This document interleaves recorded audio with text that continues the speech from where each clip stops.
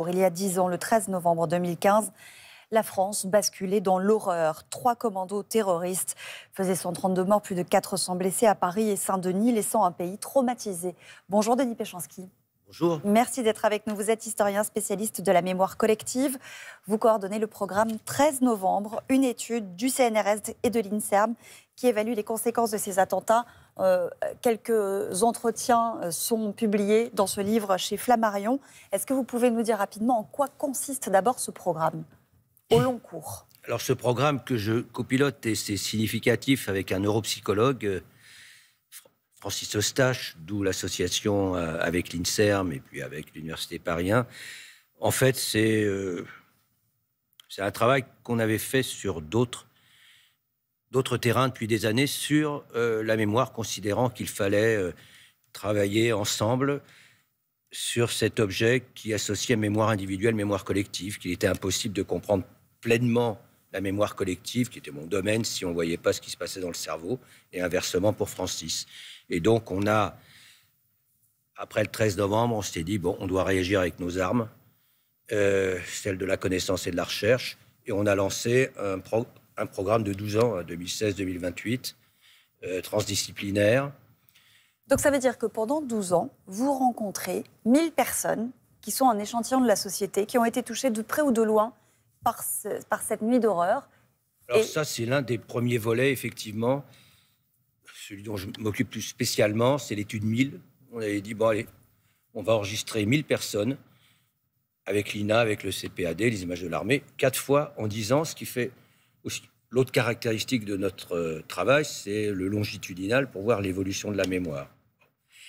Ce qui fait que, bon, honnêtement, du plus proche au plus lointain, des exposés, les rescapés, les endeuillés, les policiers, les politiques, bon. Jusqu'au cercle 4, comme on l'appelle, c'est-à-dire 3 villes de province. Des gens qui vivent ailleurs et qui, a priori, n'ont eu aucun lien avec on a comme ça 4 strates. C'est pas représentatif de la société française, mais ça nous donne une idée à tous les niveaux de cette société de l'impact qu'a eu cet événement majeur. Bon. Et ça, c'est une des dimensions, effectivement, qui se traduit par des travaux de recherche, puisque pour vous donner un exemple, on est en fin de la phase 3, on a fait 16, 18, 21. 2016, 2018, 2021. Et on va faire 2026 en 4e phase. Pour vous donner une idée, actuellement, on est à 2700 témoignages audiovisuels, 4500 heures qui ont été enregistrées. Donc, c'est d'une certaine façon aussi une façon de participer au patrimoine de la mémoire du 13 novembre. Et justement, parmi ces entretiens filmés, on va voir un extrait. Cette grand-mère qui élève seule son petit-fils après avoir perdu sa fille et son gendre dans le bar La Belle Équipe. Extrait, regardez. À 10h20, j'ai un coup de téléphone de notre petit-fils, 13 ans, qui me dit « Grand-mère, grand-mère, regarde ce qui se passe, regarde ce qui se passe. C'est terrible. Je sais pas où maman et Thierry se trouvent.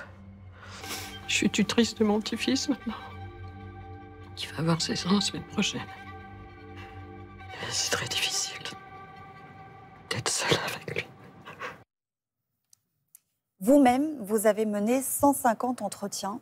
Est-ce que les souvenirs évoluent au fil des ans? Évidemment, on parle de témoignages personnels, donc j'imagine que c'est compliqué d'en tirer des généralités. Mais que devient la mémoire? La mémoire individuelle évolue avec le temps, la mémoire collective évolue avec le temps. Là, on voit Manon, petite de 22 ans, qui était face à une terrasse. Un des témoignages les plus compliqués à faire, comme celui de Daniel. Oui, et ce qu'on essaye de retrouver, effectivement, et d'espérer, c'est que la personne se reconstruise année après année.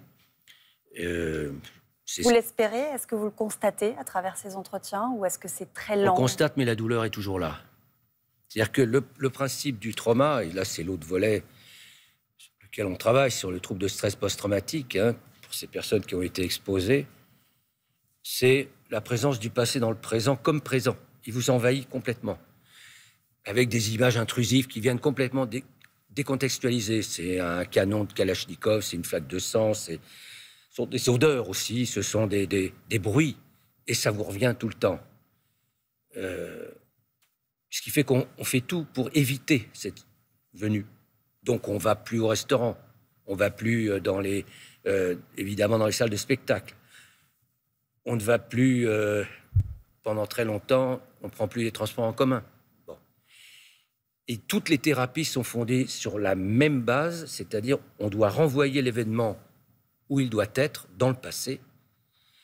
Il restera douloureux, mais il est dans le passé. Donc il n'est plus traumatique. Et ça passe par la construction d'un récit. Et d'une certaine façon, quand on leur dit... parce que les entretiens, ils font, pour les cercles 1, en moyenne 2h30. Hein, et on leur dit... la première question, très large, pouvez-vous nous raconter le 13 novembre? Et là, soit on voit bien que ça heurte, ça pose problème et la personne ne va pas bien, soit on a un récit linéaire, comme j'ai pu avoir, entre cette première question, comme on a des règles très strictes, on a 40 pages à la fois de questions, de listes de questions et puis des comportements, il s'avère avoir vis-à-vis de la personne.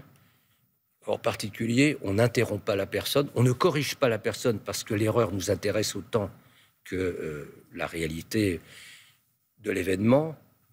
Et ne pas interrompre, ça voulait dire qu'un cas très exceptionnel que j'ai eu en 2021, entre cette première question, pouvez-vous me raconter le 13 novembre, et la première relance, hein, pas la deuxième question, 1h40. Oui, donc il y a aussi et là, je me dis à la fin, oui, il va mieux. Oui. S'il peut me faire un récit d'1h40, il va mieux. Et on sent qu'il y a besoin de parler et on entend beaucoup de paroles ces jours-ci et ça crée du lien aussi ensemble, y compris dans les cercles les plus éloignés, ou aussi une réparation collective. Merci d'avoir été avec nous, Denis Pichanski.